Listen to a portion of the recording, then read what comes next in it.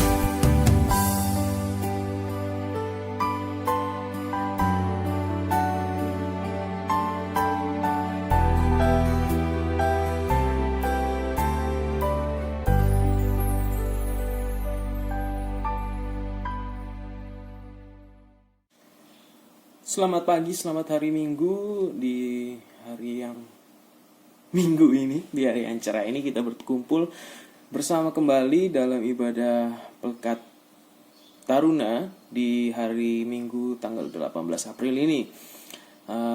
Mari kita sama-sama menyiapkan hati, kita mengawali firman Tuhan dengan tentunya membaca firman Tuhan. Kita siapkan dari bacaan firman kita, yaitu Kisah Para Rasul pasal yang kelima, ayat ke-26 hingga ayat yang ke-33. Disiapkan dulu bacaannya, tapi sebelum itu mari kita berdoa. Allah Bapa yang Maha Pengasih dan Maha Penyayang, kami berterima kasih dan mengucap syukur atas penyertaan-Mu ya Bapa. 1 minggu ini telah kami serahkan kepadamu, telah kami jalankan, dan pada hari yang ke-7 ini, hari Minggu ini, kami berkumpul bersama di hari istirahat kami untuk mengikuti ibadah ini, mendengarkan firman-Mu dan tentunya mendapatkan berkat dari-Mu ya Bapa. Terima kasih ya Bapa atas penyertaan-Mu. Sebenarnya kami akan baca firman Tuhan ini, kiranya berkat penyertaan selalu kami dapatkan dan dapat kami aplikasikan dalam kehidupan kami sehari-hari. Terima kasih Tuhan, dalam Tuhan Yesus kami berdoa dan bersyukur. Amin. Mari kita membaca bersama-sama firman Tuhan pada hari Minggu ini dari Kisah Para Rasul ke-5, pasal yang ke-5, ayatnya ke-26 sampai ke-33. Mari kita baca bersama-sama. Maka pergilah kepala pengawal serta orang-orangnya ke bait Allah, lalu mengambil kedua rasul itu, tetapi tidak dengan kekerasan, karena mereka takut kalau-kalau orang banyak melempari mereka. Mereka membawa keduanya dan menghadapkan mereka kepada mahkamah agama. Imam besar mulai menanyai mereka. Katanya, dengan keras kami melarang kamu mengajar dalam nama itu. Namun ternyata kamu telah memenuhi Yerusalem dengan ajaranmu dan kamu hendak menanggungkan darah orang itu kepada kami. Tetapi Petrus dan rasul-rasul itu menjawab, katanya, kita harus lebih taat kepada Allah daripada manusia. Allah nenek moyang kita telah membangkitkan Yesus yang telah kamu gantungkan pada kayu salib dan kamu bunuh.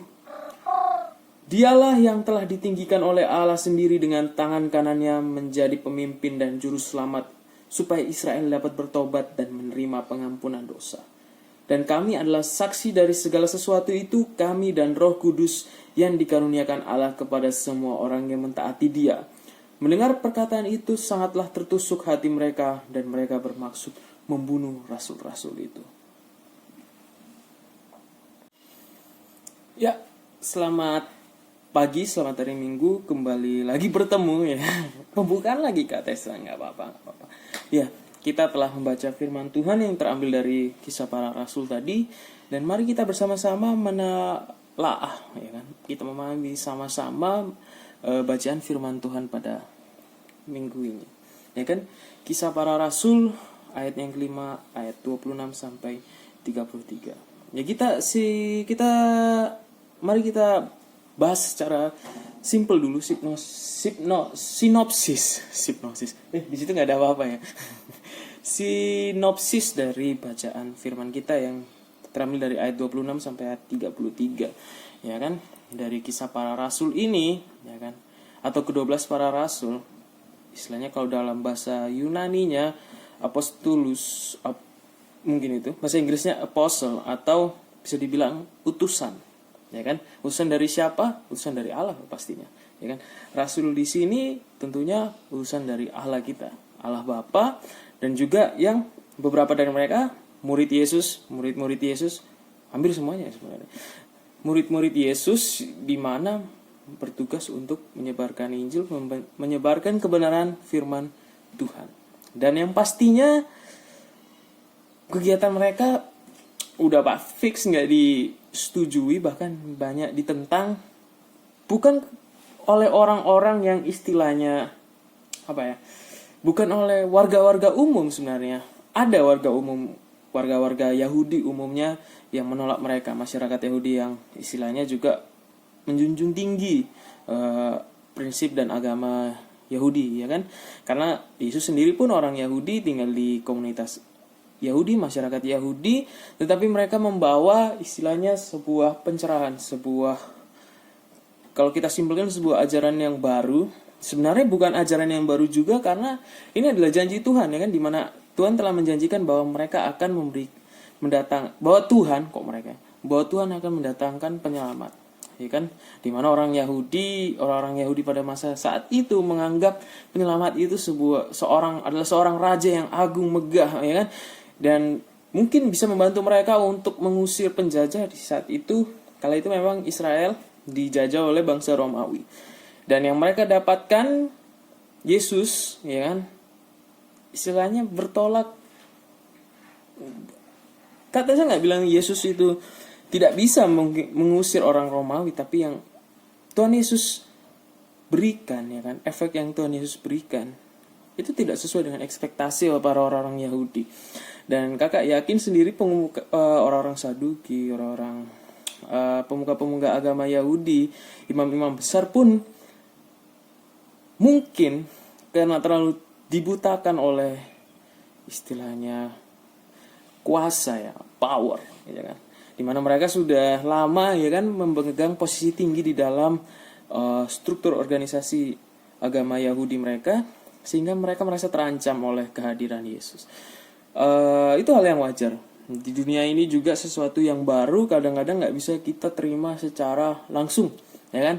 Jujur aja, mungkin orang tua kalian itu kalau benar-benar tidak terpaksa karena kecanggihan smartphone sekarang ini, mereka bakal terus berkutat dengan HP Nokia yang mereka pegang zaman dulu, ya kan.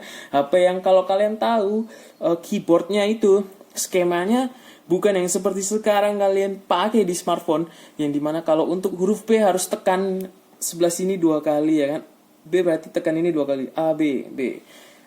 Kakak lupa nama skema keyboardnya, tapi ya kalian cek sendirilah HP-HP jadul gimana untuk mengetik kata-kata di HP jadul itu sebuah seni, ya kan. Kalau di sekarang kan kalian sudah terbiasa dengan format QWERTY OIUEP, lalu apalah itu, yang ngapain kita bahas tentang teknologi zaman sekarang, ya kan. Kembali lagi, di sini menceritakan kisah para rasul di sini, ya tentunya ke-12 rasul atau bisa dibilang juga murid Yesus, ya kan. Terutama di sini ada Petrus, ya. Kita perdalam lagi di ayat yang ke-29, ya kan. Tetapi Petrus dan rasul-rasul itu menjawab, katanya, kita harus lebih taat kepada Allah daripada kepada manusia. Boom, ya kan. Itu langsung straight to the face, ya kan. Itu benar-benar langsung menyangkal menyangkal dari perkataan imam besar sebelumnya. Dengan keras kami melarang kamu mengajar dalam nama itu adalah nama Yesus, ya kan. Namun ternyata kamu telah memenuhi Yerusalem dengan ajaranmu dan kamu hendak menanggungkan darah orang itu kepada kami, ya kan. Para imam besar ini bisa dibilang kepalanya besar. Istilah Inggrisnya thick-headed. Mereka ini keras kepala. Indonesia keras kepala. Ya kan, sudah keras kepala, mereka merasa benar, ya kan. Mereka merasa, yang kalian lakukan, yang para rasul lakukan ini salah besar, ya kan. Kenapa? Karena melenceng dari ajaran agama Yahudi, ya kan. Di mana memang orang-orang di sana yang tinggal, kita kan bahas tentang Israel, adalah orang-orang Yahudi dengan ajaran lama mereka yang juga berkutat dan juga berfokus pada 10 perintah Allah, ya kan, di mana 10 perintah Allah itu tidak salah, hanya saja proporsinya dengan situasi masa itu, ya kan, yang pasti masa itu lebih modern daripada masa 10 perintah Allah itu ada. Itu cukup berbeda dan butuh penyesuaian, ya kan. Sehingga ajaran lama ini, ajaran Yahudi yang sebenarnya masih dipegang teguh loh orang-orang Israel sampai sekarang, ya kan. Istilahnya mereka beranggapan Yesus bukanlah penyelamat, bukan Yesus yang dijanjikan oleh Allah. Mereka masih istilahnya keras kepala bahwa mereka butuh sesosok Yesus yang lebih megah lagi. Masa Yesus mati di tangan manusia, ya kan? Ya inilah keras kepalanya manusia. Kakak nggak bilang orang Yahudi itu semua keras kepala. Kakak nggak bilang cuma orang Yahudi yang keras kepala. Orang Indonesia juga keras kepala. Kita juga keras kepala. Kita masing-masing pasti punya skala keras kepalanya masing-masing sendiri, ya kan. Nggak cuma kita. Tetapi jujur aja yang kata saya takjub dari perkataan Petrus ini adalah bahwa sebenarnya Petrus itu nggak peduli menurut kakak ya. Menurut kakak yang bisa kita lihat ini adalah Petrus sebenarnya tidak peduli bahwa mau sekeras apapun para imam besar ini untuk memberikan hukuman, ya kan? Petrus menjalaninya karena dia tahu yang dia lakukan itu adalah sesuai dengan ajaran atau perintah Allah. Petrus dan para rasul adalah saksi mata sendiri keajaiban Yesus. Sebenarnya bukan hanya para rasul sendiri, banyak orang-orang yang akhirnya istilahnya convert ya, akhirnya berpindah dari ajaran lama dan pindah ke ajaran yang baru, yaitu percaya kepada Yesus. Mereka pun melihat sendiri istilahnya dampak dari percaya kepada Yesus dalam kehidupan mereka, ya kan? Istilahnya enlightenment, pencerahan, ya kan? Kadang-kadang jeleknya manusia adalah kita percaya kita bakal percaya sesuatu yang dijanjikan kalau memang itu sesuai dengan kriteria yang kita mau, bukan dari kriteria yang dijanjikan, ya kan? Inilah bahayanya manusia. Kakak sharing dulu, kakak pas masih kecil pernah dijanjikan remote control balapan, ya kan, mobil balap. Kakak nggak pernah lihat secara langsung, kakak nggak tahu bentuknya seperti apa, tapi kakak sudah menciptakan sendiri kriteria yang kira-kira bakal mobil balap yang dijanjikan itu seperti apa. Kakak sudah punya bayangan sendiri, ya kan? Dan kadang-kadang bayangan yang kita punya itu kayak pasti bisa aja jauh dari ekspektasi. Dan memang benar, ya kan? Jujur kakak beranggapan mobil balap itu sudah seperti mobil F1 yang jalannya kencang, ya kan? Kakak sudah ya namanya anak kecil ya, nama anak kecil itu bukan bodoh tapi lugu, ya kan? Ya kan, lugu, sudah punya pandangan sendiri, sudah terlalu hiperbola lah, terlalu wow gitu ekspektasinya. Dan ya waktu datang ternyata mobil balap biasa. Kakak pikir ukurannya bakal segini, gimana ya? Ya anggap aja Alkitab ini ya, ternyata ukurannya lebih kecil lagi. Ya nggak kecil-kecil amat, masih bagus. Bukannya remote controlnya itu jelek, cuma memang tidak sesuai ekspektasi yang kakak inginkan, dan itu yang bahaya, ya kan? Di dunia ini bolehlah kalian sudah ada smartphone ya. Beberapa dari kalian mungkin nanti akan mengalami punya experience beli online shop, ya kan? Ekspektasi kalian kadang sudah setinggi ini ngelihat review, ngelihat gambarnya, tapi pas datang, kok seperti ini? Ya itulah bahayanya pikiran manusia saat kita dijanjikan sesuatu. Dan kakak yakin orang-orang Yahudi saat perspektif mereka tentang janji Allah untuk penyelamat mereka itu sudah melenceng jauh dari yang dijanjikan Allah, karena mereka sudah punya ekspektasi mereka sendiri. Mereka dijajah Romawi, ya kan? Mereka yang masih punya istilahnya pride, punya rasa harga diri yang tinggi karena mereka adalah bangsa yang istilahnya bangsa spesial dari mata Allah, ya kan? Bangsa Israel nih, bangsanya Tuhan Allah mereka, ya kan? Tapi kok bisa dijajah oleh kerajaan yang bahkan dewanya sendiri terlalu banyak, ya kan? Yang mereka yakin dewanya ini sekedar info aja kan, kekaisaran Romawi mereka juga punya dewa-dewa mereka sendiri, ya, dewa Ares, Jupiter. Jadi nama-nama planet kita ini sebenarnya nama-nama dewa Romawi waktu itu ya. Ares, Jupiter, Venus, Mars, ya kan? Yang sekedar sejarah juga sebenarnya diambil langsung dari dewa-dewa Yunani, ya kan? Jadi ajaran dewa Romawi dan Yunani itu satu rumpun. Sebenarnya sama, cuma ganti nama aja. Jadi Jupiter itu sebenarnya Zeus, Mars itu Ares, Venus itu Aphrodite. Ya itulah, pokoknya satu rumpun ya. Bisa aja kakak salah nyebut yang persamaannya. Ya, kita kembalilah. Mereka dengan yakinnya harusnya Yesus yang bakal dijanjikan pasti bisa mengusir penjajah, bisa mengusir Romawi, ya kan? Tapi yang Yesus yang didatangkan oleh Allah adalah Yesus yang manusia, ya kan? Ya memang manusia, tapi dengan kekuatan, dengan mujizat-mujizat yang bisa dibawa setara dengan kekuatan Allah, ya kan? Itulah bahayanya, karena mereka sudah berkutat dengan permasalahan mereka sendiri. Mereka menganggap Yesus adalah sebuah sarana untuk memecahkan masalah mereka, ya kan? Yesus, bisa dibilang Yesus memang mengajarkan, membawa ajaran juga, bisa juga menjadi sarana pemecahan masalah mereka. Mujizat, orang yang lumpuh menjadi bisa kembali lagi, orang yang buta bisa melihat, ya kan? Itu kan memecahkan masalah mereka kan. Tetapi mereka melihat masalah ini terlalu sempit, terlalu cuma satu dimensi aja. Mereka tidak melihat bahwa masalah yang sebenarnya itu ada di diri mereka sendiri yang keras kepala itu, yang tidak bisa menerima kenyataan bahwa Yesus adalah penyelamatnya, karena mereka sudah punya gambaran ideal mereka sendiri.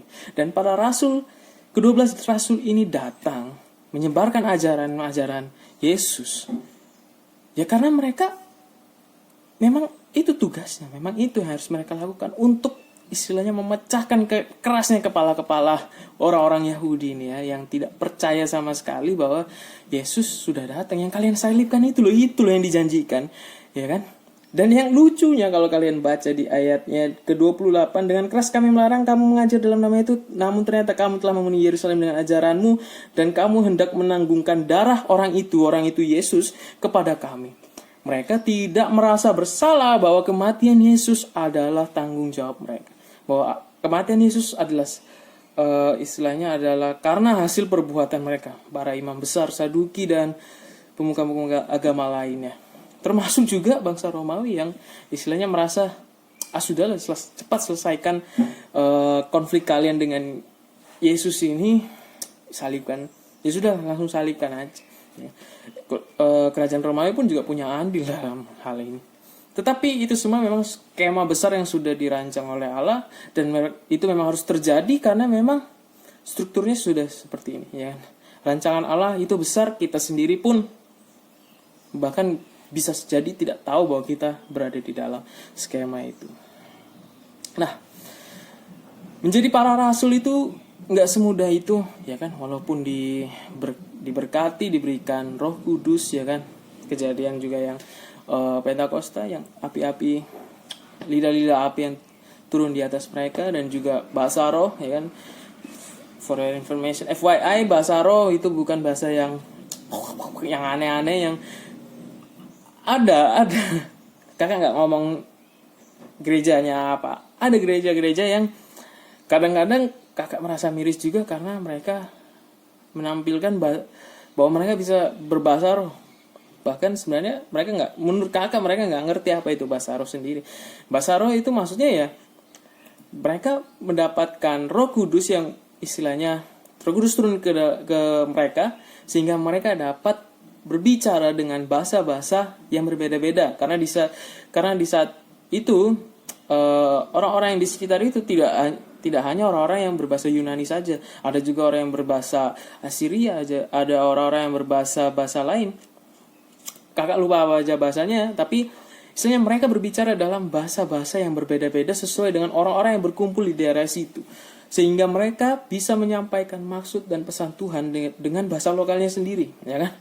Contohnya mereka bisa, kalau kita simpulkan dalam dunia modern, ya kan, ini di kerumunan ramai di universitas di mana banyak exchange students, ya kan, tiba-tiba ada sekumpulan orang datang di tengah keramaian itu, mereka khotbah, mereka mengajarkan firman Tuhan, tetapi dengan bahasa-bahasa, ada yang bahasa Inggris, ada yang bahasa Mandarin, ada yang bahasa mungkin bahasa Jepang, bahasa Tagalog, Filipina, bahasa Swedia, dan macam-macam. Akhirnya ya orang-orang di situ paham yang mereka maksudkan itu apa. Walaupun begitu, dengan curahan Roh Kudus, dengan berkat Allah, penyertaan Allah, menjadi rasul itu tidak berat, karena yang mereka korbankan, ya kan, itu nyawa. Begitu beratnya, hanya untuk istilahnya memberikan kebenaran. Jawaban kita, upah kita bisa saja nyawa. Walaupun upah besar kita di sorga, tetapi di dunia upah kita nyawa kita diambil. Sampai sekarang pun kakak rasa berikan kebenaran di tempat tertentu pun kita juga bisa mengorbankan nyawa kita sendiri. Tapi ya kembali lagi, zaman modern, di zaman kita permasalahan berbeda. Untungnya kita pun tidak dihadapkan situasi yang berbahaya, tetapi juga kita pastinya punya permasalahan-permasalahan yang harus kita hadapi.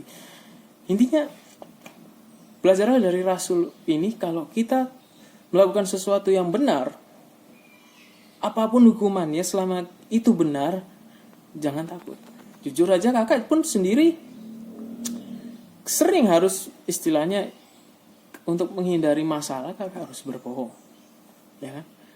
Tapi namanya berbohong ada istilah bohong, istilahnya kalau bahasa Inggrisnya white lies ya, atau berbohong yang baik lah istilahnya, berbohong untuk supaya tidak memperburuk suasana. Misalkan cewek kalian bilang, aku cantik nggak, aku gendutan nggak, ya kan, white lies-nya ya enggak dong, kamu cantik, ya kan. Suami istri misalkan, nanti ini kedepannya ya kan, pas kalian sudah menikah mungkin konversasi percakapan ini pasti sering terjadi dan adalah pertanyaan jebakan ya kan. Ya tapi nggak seperti itu, pasti banyak juga.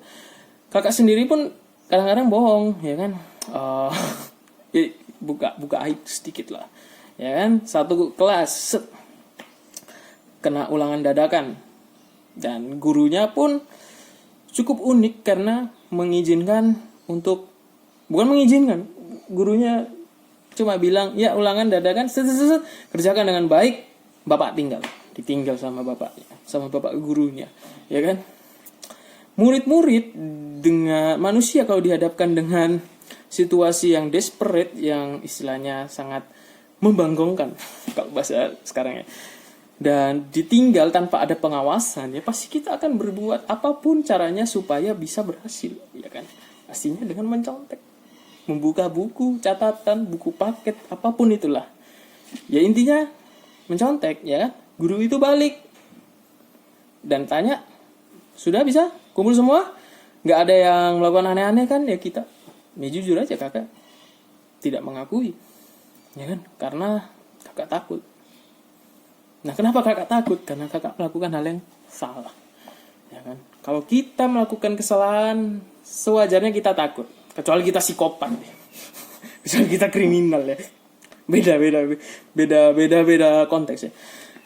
Dan kalau kita melakukan kebenaran, kakak yakin kita pasti punya rasa percaya diri yang tinggi untuk istilahnya, misalkan kalau kita melakukan sesuatu yang sampai dipertanyakan ya, contohnya misalkan nih teman kita dibully, ya kan, dipukulin.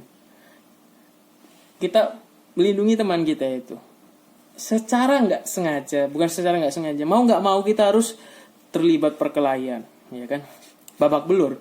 Berkelahi itu tetap salah. Yang kita lakukan itu tetap sebenarnya tidak dianjurkan, tapi harus kita lakukan untuk melindungi teman kita. Ya kan, kita dibawa ke ruang BK, kita diinterogasi, ya kan, karena sama-sama babak belur, ya kan. Ya kita pasti pede kalau kadang kita merasa benar, orang mereka yang salah kok, ya kan. Ya itulah. Secara tidak langsung contoh ini memang tidak terlalu sama kalau konteksnya berbeda, ya kan. Di zaman itu berbeda yang dengan di zaman yang kita sekarang. Tetapi intinya saat kita hidup, kalau kita memang benar, lakukan saja, ya kan. Kalau kita memang yang apa kita lakukan itu benar di mata Allah, apa yang kita lakukan itu benar secara iman dan moral, juga secara etika itu benar, nggak usah takut, ya kan. Konsekuensinya apa? Bisa dimusuhi, bisa kalian ngaduin teman kalian, dia nyontek, sudah korbankan pertemanan itu. Tetapi yang kita tahu bahwa yang dia lakukan itu salah. Kalau kalian percaya diri lakukan itu, lakukan, ya kan. Karena untuk menjadi orang yang baik, kalian bakalan mengorbankan yang besar juga. Para rasul mengorbankan nyawanya berani loh. Nasib Petrus juga nggak sebagus juga nggak seindah itu endingnya.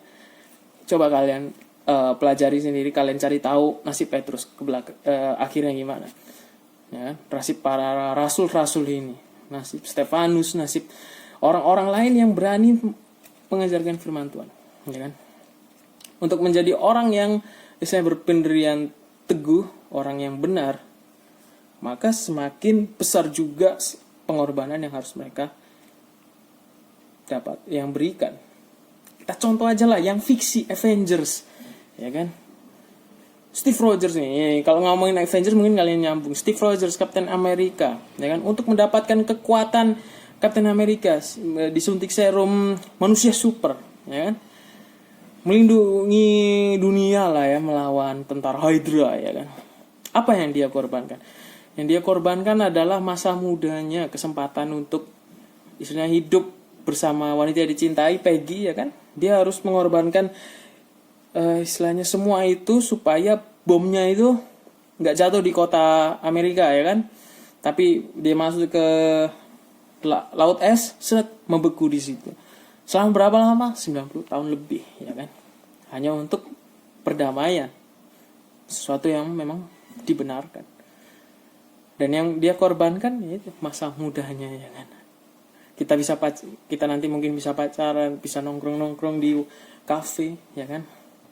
Masa muda asik nih. Steve Rogers mengorbankan itu, ya kan. Ya ini ngomongin Avengers ya, karakter fiksi.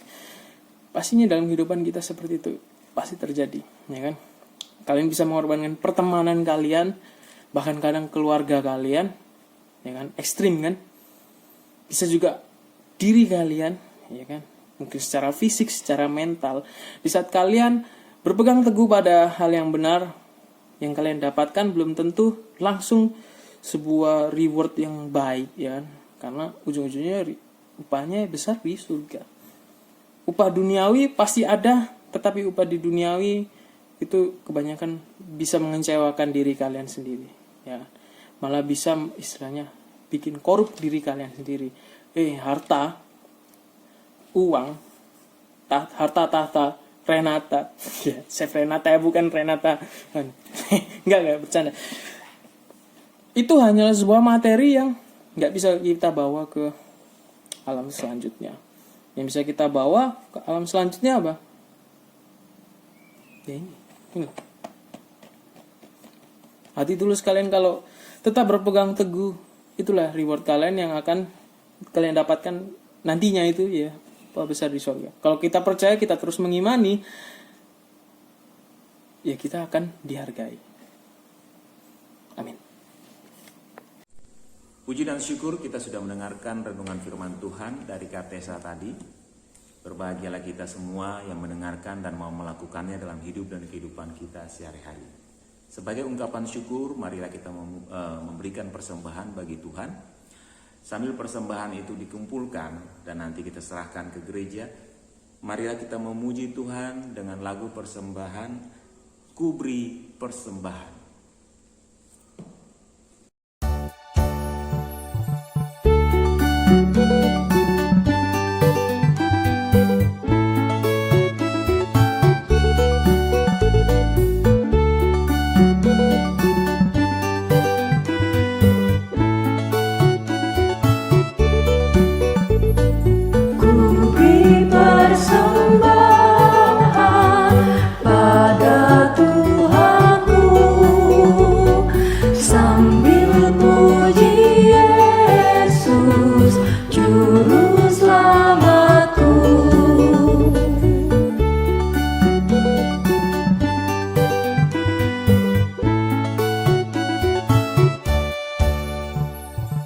Dengan sukaria ku beri padamu dan merasa kaya dalam Tuhanku.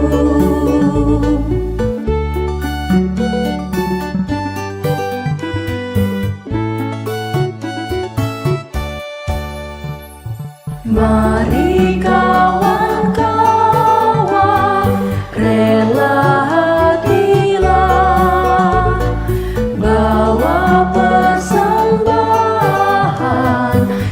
datanglah segera.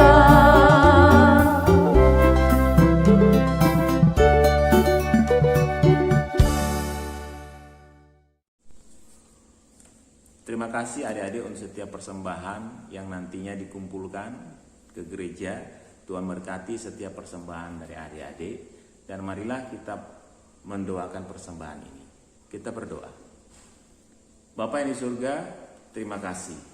Kami naikkan kehadirat-Mu ya Tuhan atas firman yang telah disampaikan kepada kami semua. Bila itu menjadi berkat dan dapat kami lakukan dalam kehidupan kami sehari-hari. Tuhan Yesus berkati Katesa yang telah menyampaikan firman Tuhan. Berkati dalam setiap usaha, tetap kerja, berkati juga kesehatannya, berkati juga dalam keluarganya. Terima kasih Tuhan Yesus. Bapa yang di surga, saat ini kami memberikan persembahan bagimu. Tuhan, Engkau urapi setiap pemberian kami menjadi yang terbaik di hadapan-Mu. Dan biarlah apa yang kami berikan ini bisa mensupport akan program pelayanan di gereja kami. Terima kasih ya Tuhan Yesus, ampun segala dosa dan salah kami. Dalam nama Yesus kami berdoa dan mengucap syukur. Amin. Adik-adik yang dikasihi dalam Kristus, kita tanpa terasa telah melakukan ibadah ini dari awal, memuji dan memuliakan nama Tuhan. Dan kita sudah mendengarkan renungan firman Tuhan dari Kak Tessa. Terlebih adalah bagaimana kita melakukan itu dalam kehidupan kita sehari-hari.